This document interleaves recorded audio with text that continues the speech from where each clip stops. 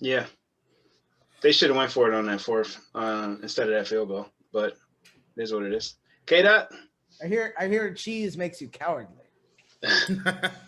Look, when it comes down to it, the same reason I picked the Bucks over the Packers is that if I'm looking at that game, it's who I trust with the football in their hands. I trust Tom Brady in the playoffs more than I trust any other quarterback in the history of the NFL. That's why I love this Super Bowl matchup is the two guys in the NFL right now that I trust with that football in the playoffs more than anybody. If I need to win a game, it's going to be one of these two guys. But it brings me to my big thing, which is that regardless if you're talking about you're talking about Tom Brady throwing 3 picks in that game, you still got to look at what he was doing when he needed to get it done. And not all of those picks were his fault. You had the one Mike Evans tip up that got picked off. Not to mention you're looking at the throw was high. Yeah, the throw was. If you can't that hit was a Mike bad Evans, throw. You're also talking about 6 drops. And you're also looking at a situation where regardless at the end of the game, who had a higher QBR? Tom over Aaron. And the reason he did, if you're looking at the third down conversions, if you're looking at the plays that matter, I don't care what it takes to get to a certain point. You can throw 60 touchdown passes in the regular season. If I need a play to be made right now, in this moment, Tom can do that. And he's proven that over his entire history. The one person who's shown that he is not capable of doing that over the course of his career is Aaron Rodgers, which is what I'm really glad about is that I think this game, unless you have blinders on, has exposed Aaron Rodgers for what he truly is, which is a superstar in the regular season. And when it comes down to the playoffs, other than 2010, and I got a lot of data about the 2010 being kind of fluke, the dude does not show up when it counts. He does not make the play when it counts. When you guys were talking about that fourth down, they should have went for it, right? Are we forgetting that on third down, he had nothing but open real estate to make it to the end zone? Yeah. He chose not to. Oh, he could have ran. He could have walked to the right. Then they're talking about the after the game. It's the whole Aaron Rodgers, what he usually does after a game, which is not take responsibility for what the fuck happened, but looking for a way to throw somebody else under the bus. Oh, well, I mean, I just expected us to be in 4 down territory. You're not communicating with the coach. Like, you don't know. You called the third down play. He called that play. Yeah. That's how much freedom Mike LaFleur What did the coach say? The coach says that he wishes that they had more communication, but you also got to understand that Matt LaFleur knows you can't come out against Tom. You can't come out against Aaron Rodgers in Green Bay. You can't do that. He will bury you. He will bury you. Because there's one thing that Aaron Rodgers does probably more than anybody else is hold a fucking grudge. It's the reason that I didn't really want to get to it, but personally, he doesn't need to speak to his family any goddamn more. But Aaron Rodgers holds a grudge more than anybody. It's the same reason I have the biggest issue with if he throws any sort of stink over the Jordan Love pick, and then if he comes and takes a look and realizes I'm older than Brett Favre when they drafted me in the first goddamn round to be his replacement. If there's anybody that should understand that, we know the difference between that, though, right? What? Wasn't Brett Favre waffling back and forth for years about retiring? Nope. Brett was. No, Brett had always said before every training camp, which is what almost every veteran says when they're looking at training camp coming up. I don't really want to do training camp. I am going to come back, and when the game doesn't become fun for me anymore, I'm going to walk away. That's what Brett used to say for years. Then when they had the opportunity and they saw the talent that they thought they would have with Aaron Rodgers, they were like, look, even if he does start right away, we still want to draft him, which is why Aaron Rodgers sat on the bench for 3 full seasons before he got playing. Jordan Love can do the exact same thing. I'm just saying, if you're Aaron Rodgers, why under any circumstances are you complaining about the fact when you know that the only reason you got the job in Green Bay is because they had to continue to look towards the future? That is the dumbest shit ever. Because you know why I'm complaining? Because we were the NFC Championship game and we need help. And the person you pick first ain't gonna help shit. Let's say about that, because there's the one thing that I've always said is that everybody always talks about is the lack of help that Aaron Rodgers has, right? The lack of help that Aaron Rodgers has that would be able to help them do. I'm not even talking about offense. I'm talking about defense. They couldn't. Let's take a look at this. Let's take a look at this. Let's take a look at all the. Let's look at the numerous Pro Bowlers that Aaron Rodgers has played with over the course of his career. No, Relax. Hold on. Listen to what I'm saying. I get where you're about to go, but that's not where I'm going with this. Jared Alexander's a first-round pick. Jesus Christ. Listen to what I'm saying. Kevin King was a second-round pick. No. Mm-hmm. So if you're talking about that they want to mortgage the entire future to make Aaron Rodgers happy when he has you ain't listening to me. Just go ahead. What are you trying to say? You're asking why did they pick Jordan Love first round because they have to look to the future. It's the same reason. How much more help do we need to give you, Aaron? How much more guys do we need to put around you, Aaron? Who doesn't try to win now? the fuck? An organization that realizes that their team is more than one guy. That's an organization that wins. It's the ones that realize it's got to be the next guy up. If they love this guy and the quarterback is the hardest position to fill, then you do it. It's the same reason Aaron Rodgers even has a job. What do you complain? Are you saying that Brett Favre did deserve to have Aaron Rodgers drafted? Are you saying the Green Bay Packers? Are you saying the Green Bay Packers? You're not listening. You're not asking a question. Hold on. All you're doing is talking. When Aaron Rodgers got drafted, this is a year after. Let him ask his question. Christ. What? Go ahead. First round pick, right? Right. You need help on defense. You pick a QB. Does that help you on defense? That's my question. No. Okay. That was all I was saying. Gotcha. But what I'm also saying is all the draft capital that they have spent on defense over the course of his entire career, if they realized on defense that there wasn't anybody that they liked as much as having another franchise quarterback to follow him up, I don't fault the decision and never will. It's the same reason that when Aaron Rodgers and everybody. So Jordan Love is a franchise QB now? If they drafted him in the first round, we haven't even seen him play all that much. Who am I to say? We didn't think. Did you think? Did we not think Johnny Manziel was a? Did you think Aaron Rodgers was a franchise quarterback? Was it Johnny Manziel first round? Did you think Aaron Rodgers was a franchise quarterback? First round? Did you think Aaron Rodgers was a franchise quarterback when the Green Bay Packers drafted him? I don't know. Are you faulting the pick? No, not now. No shit. So what I'm Clearly, saying is hindsight's 2020. No shit. So if you have an organization that realizes that they kind of know what they're doing as far as that regard goes, because if we're looking at the course of the last 40 years, how many quarterbacks have they had start for them? I have no idea. 5? You've got let's say since 1992. How many quarterbacks have they have the Green Brett Bay Packers? Favre, then Aaron Rodgers. So and now Jordan Love potentially. So what's what I'm saying is that right now. Okay. What are you laughing at? It's the way that they made it work. What I'm also saying is that who on defense that they would have drafted over to Jordan Love that makes them win that game? Jeremy Chin. He would have been makes them win that game. How many times did King get cooked?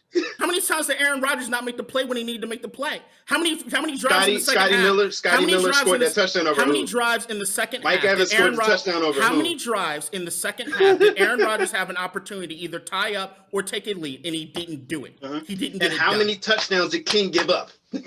2. Second round 14 points off the board. Second round draft pick. Take the points off the board. Up until this year was looking extremely promising. Take the points off the board. So what I'm saying is that at the end of the day, you're saying that if they had gotten a first round draft pick as opposed to a second round draft pick, they'd be winning the Super Bowl. That's what you're saying. No, what I'm saying is if you spend the fucking first round pick on Chin, let's say for example, who's up for the running for the defensive rookie of the year. What was Green Bay's defensive ranking this year? I don't know. I'm looking at the game. Top 10. What was their offensive ranking?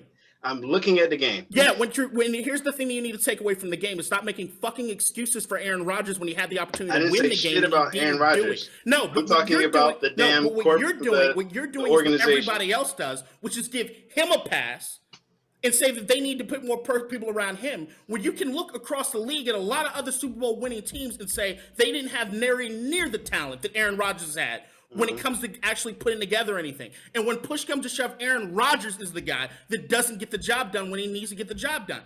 Anybody that wants to talk about Aaron Rodgers as far as the comeback stuff, right?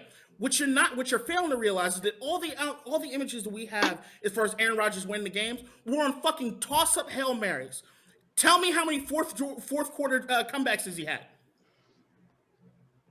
Fam, you got all the fucking stats. You obviously hate the dude, so keep going. But you're still talking and don't have any other data. Yeah, you're the one going through all the data. Just go through it. You're the one that you don't like him. I'm not. No, I'm saying that he's the fucking MVP. And so he shouldn't be the MVP. Win the game that needed to be won. Okay. Are you disagreeing with that? Clearly, no. So what are you arguing?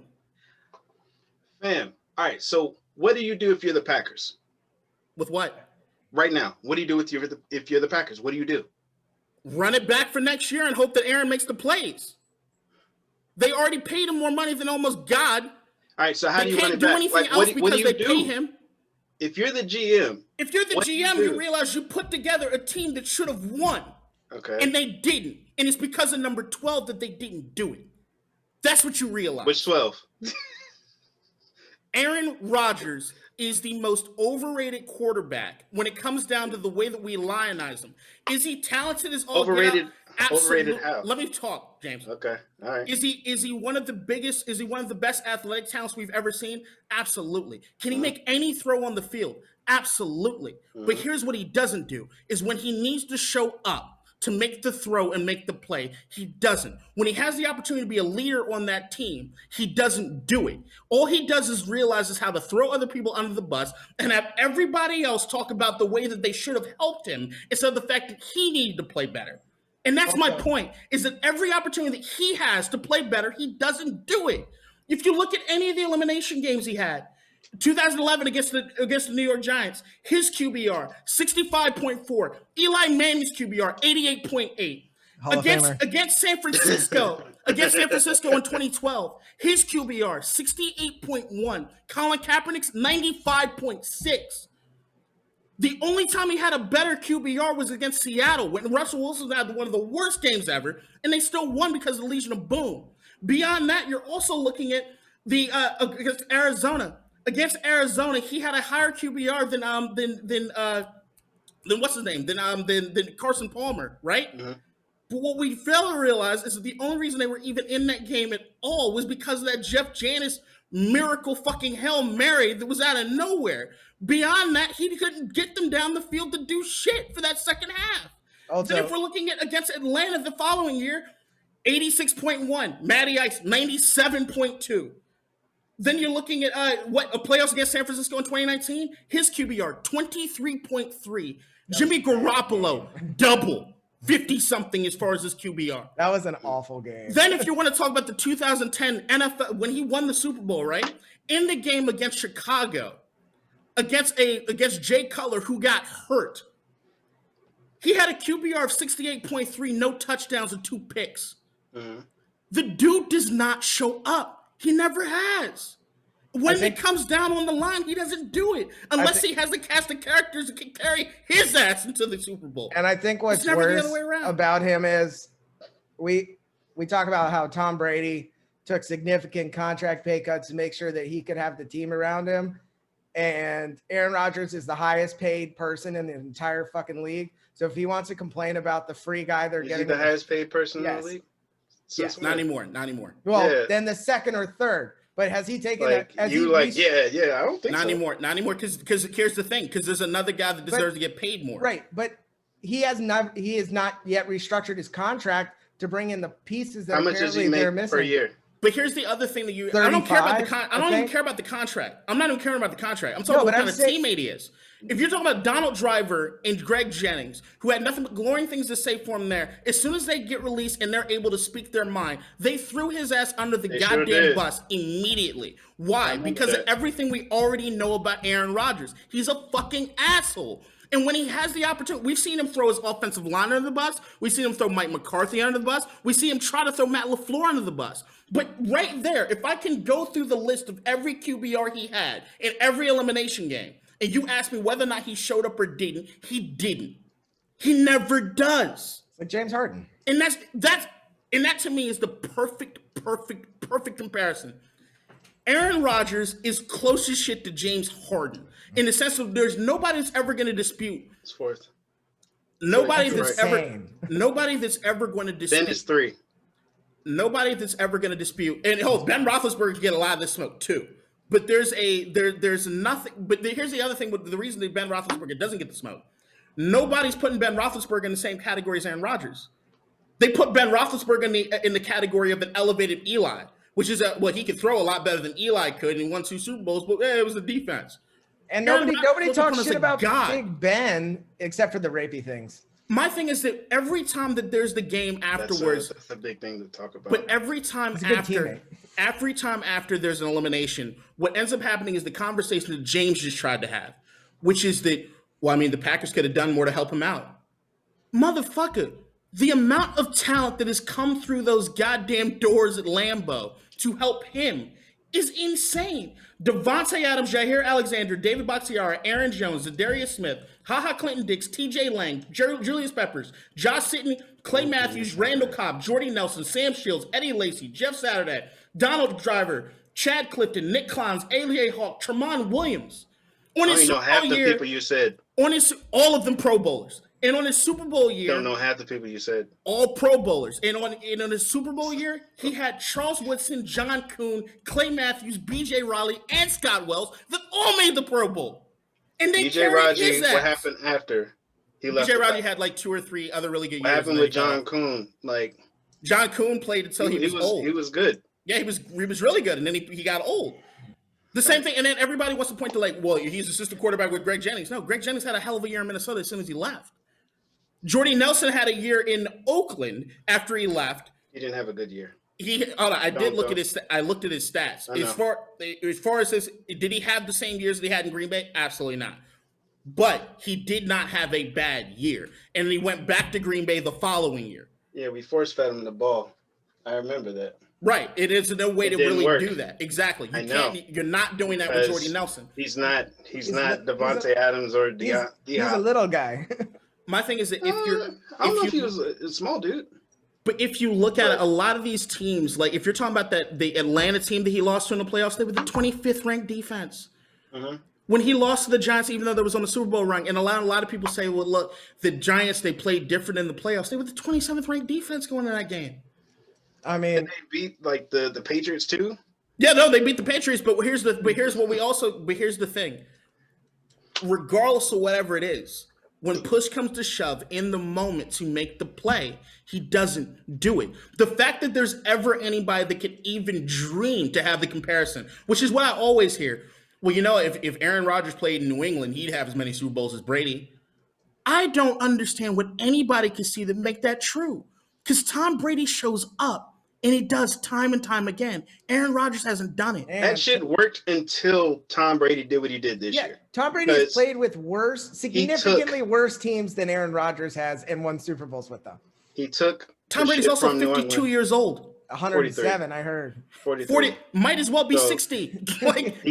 We saw what Drew Brees everything that he did from New England, and he took it down to Tampa, and it took a while, but the shit is working. But that's the thing is that if you're talking about Tom, right? Gronk comes out of retirement to come play with him. Antonio Brown actually gets his life together to go play with him. Mike Evans and Chris Godwin are so stoked to play with him. With Aaron, you go from Jameis to fucking Tom Brady. No, but here's hold on. Whoa, but Antonio Brown didn't play with Jameis. Neither did Gronk. I'm talking about Mike Evans. Listen to me. If there is anything, name me guys that are bending over backwards to go up to Green Bay to play with Aaron. They're not. Because everybody, as soon as they leave, they either bite their tongue about him or say the same platitudes. And I tried to look for it. Everybody, the moment if they get called out, they're like, well, I mean, nobody can question. He's just a great quarterback. Can we go to something else? Because everybody knows the same thing, is that when you're looking in the locker room at the guy, you play football. When you're looking in the locker room at the guys next to you that's supposed to be in the trenches with you, that you're supposed to trust, right? Aaron Rodgers is not that guy. He tries to do this lead by example thing, but you even see in this game, if there's somebody that runs the wrong route or drops or anything, the stare that he gives them, like if I had a knife and I could stab you in the throat, I'd do it right now. I know what you're about to say. Go ahead, say it though. What the fuck is the problem about getting looked at or yelled at? You're playing fucking football. Because Tom Brady, in the same motion, will walk over to the sidelines, grab his wide receiver, and say, hey, what happened? And the moment that they say, hey, what happened, Tom Dead says, hey, do your job. Next time up, I'm coming to you. That's what Tom does. Yeah, he's like, you screwed up that hot route. This is how you're supposed to run it. And that's why their hot routes have been gold. Leader. Fam. You're not going to get away with that point. Like, I get everything else you're saying, but for a quarterback to yell at a receiver for running the wrong route, it happens all the time. If somebody had said something to Aaron Rodgers about not taking the ball in when he's 2 feet out from the end zone and throwing an incompletion. Who said that to Tom Brady? What? Who's yelled at Tom Brady? Like, nobody has to, because he does what he's supposed to do. Tom yells at Tom Brady. Okay. Aaron Rodgers doesn't take responsibility and pushes it out. Tom Brady meets with his wide receivers before the season starts to get timing down. Aaron Rodgers wants to do another Game of Thrones appearance and an Office appearance before he shows up the day before training camp. So and Tom Brady was in Ted. Huh? Tom Brady was in Ted. And then comes and gets the job done, which Aaron Rodgers does not do. Okay. That's the difference. He's got the luxury of doing Ted. It's the same reason that Baker Mayfield caught all kinds of shit until this year, where he finally looks like he turned the corner. Yeah, when everybody so many damn commercials before he did anything. Right, you see what I'm saying? But before he did anything, and I was right there. As much as I love Baker, I'm like, unless he wins, he deserves all the shit that's coming his way. Mm-hmm. Aaron Rodgers gets by because of that Super Bowl win, and I won't take anything away from him. In the Super Bowl itself, he showed up. He did an amazing job in that game, without a doubt. But leading up until that game, in that playoff run, there were a lot of times where he did not show up. And I think, but nothing but the grace of God or him, the fucking football gods owing him something. Jeez. He shouldn't have ever been there. Jeez. Okay. Even the meme that's going around is that, with the NFC Championship. You clearly don't like him, and I'm tired of talking about it because I don't really care that much. But am I wrong? You're the one that tried to fight me on any of it. Am I wrong? Yeah. Track record says I only fight both of y'all on y'all points when you make it seem like you know for a fact that everything is true. And I'm like, we don't. Did anything I say, was anything that I said a lie as far as the QBR? No, you put out stats of QBR. Like that doesn't prove everything that you're saying. The ratings and everything. Well, hold on. So what is QBR? What does QBR do you represent? Does QBR matter? Do the stats matter? Most of the times, no, not to me. What does matter? Super Bowl wins, right? How many times has he been in? How many times has he been right there to the dance and he didn't get it done? We're fucking moving on. The eye test tells who else should be upset besides K-Dot? In my opinion, is Justin. I'm not upset. Tom Brady's in the fucking Super Bowl. Shut up. We're moving on. We're moving on. Justin Herbert.